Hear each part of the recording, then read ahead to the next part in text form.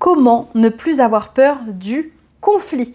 Hello à toi, j'espère que tu vas bien. Je suis ravie de te retrouver dans une nouvelle vidéo. Si tu ne me connais pas encore, je m'appelle Mathilde et je suis coach de vie. Je t'aide si tu en as marre de faire semblant avec les gens qui t'entourent. Si tu vois vraiment que tu portes un masque qui ne t'appartient plus et que tu ne sais pas comment te défaire de ce masque parce que ça fait tellement longtemps que tu le portes, eh bien c'est là que je t'aide justement à apprendre à t'affirmer davantage, à oser montrer qui tu es vraiment sous ce masque et ses conditionnements, et puis du coup surtout à t'affranchir du regard des autres pour avoir une vie qui est plus épanouie pour toi, mais aussi à nouer des liens et des relations toujours plus sincères et plus saines.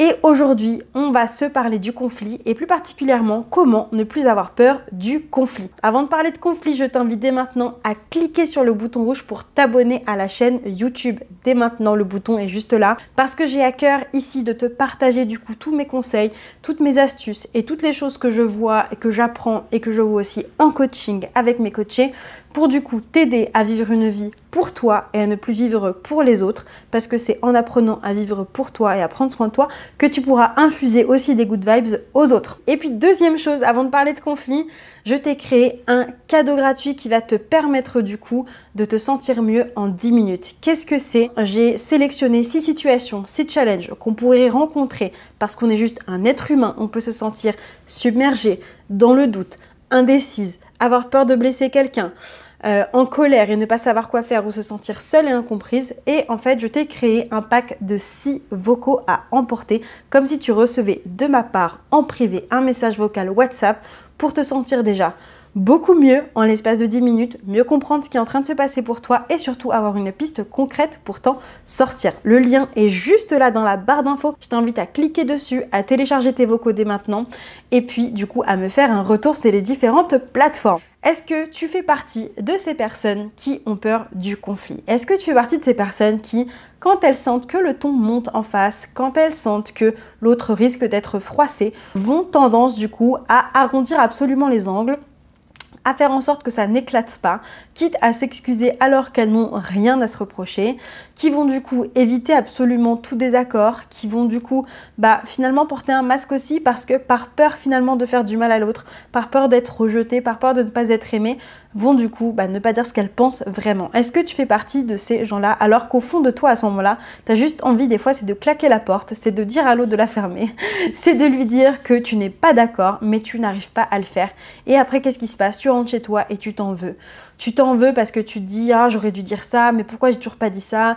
Mais j'en ai marre d'avoir peur de ça, etc. etc. » Et là, tu as ton juge interne qui vient te raconter à quel point tu n'es pas capable finalement de dire ce que tu penses vraiment et qu'en plus de ça, tu es égoïste et que tu es hypocrite avec les gens qui t'entourent. Est-ce que tu as déjà pensé ça à propos de toi? Si c'est le cas, j'ai envie de te dire une chose, tu n'es pas seule. Tu n'es pas seule et je te comprends.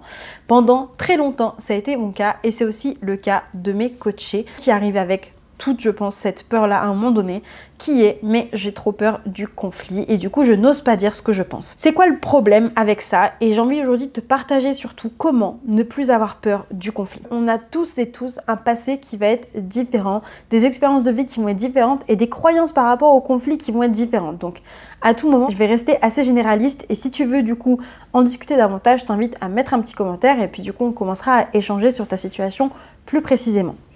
En fait, ce qui fait qu'on a peur du conflit, c'est que derrière, ça vient agiter forcément une peur qui est juste humaine, d'accord? C'est la peur, du coup, d'être rejeté, d'être abandonné, de ne plus être aimé.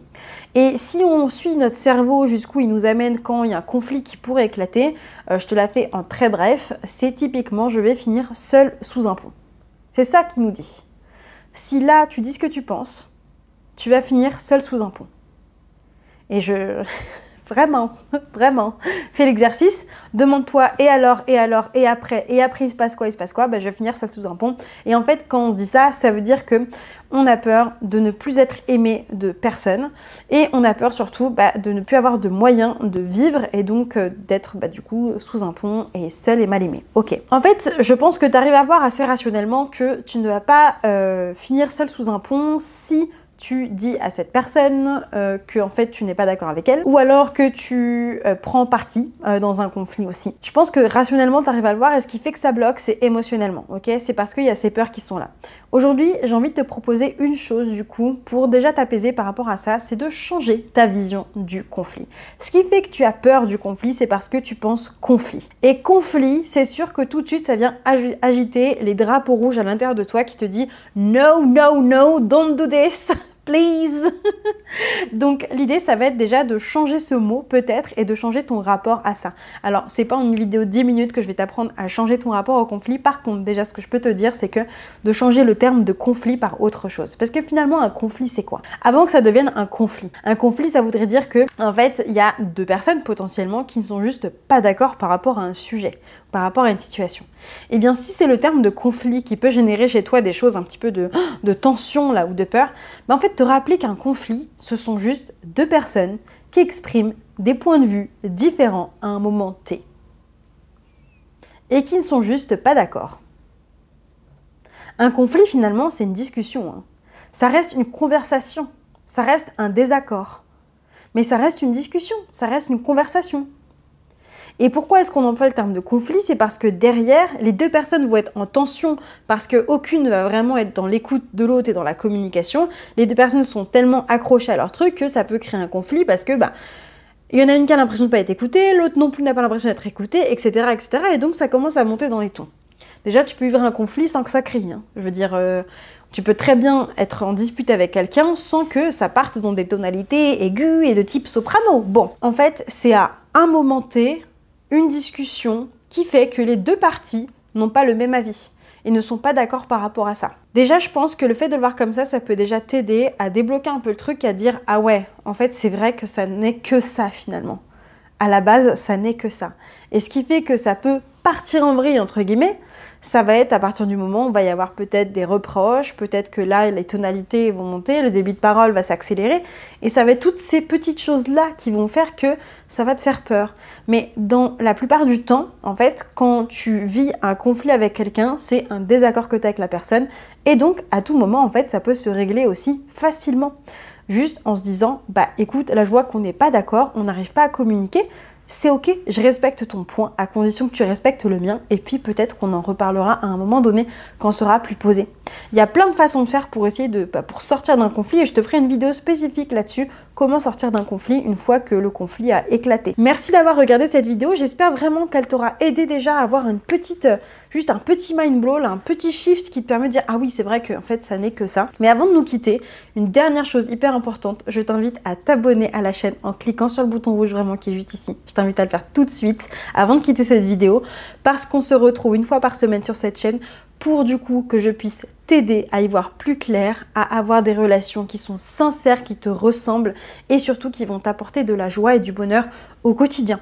Tout simplement. Je t'invite aussi, encore une fois, à télécharger tes vocaux du bonheur, tes vocaux de la motivation avec le lien qui est juste dans la barre d'infos en cliquant et à nous rejoindre du coup dans le groupe WhatsApp privé expressément pour les personnes qui ont téléchargé ces audios-là et qui ne veulent plus se sentir seules dans leur challenge. Voilà. Dis-moi si tu es d'accord avec ça, dis-moi si ça t'aide en fait à voir le conflit différemment et puis n'hésite pas aussi si tu le souhaites plutôt à mettre un petit j'aime à cette vidéo. Moi ça me fait plaisir, ça me permet de savoir que ce type de contenu te plaît et donc ça m'encourage à en faire d'autres pour toi. Je te dis à la semaine prochaine dans une nouvelle vidéo. Ciao!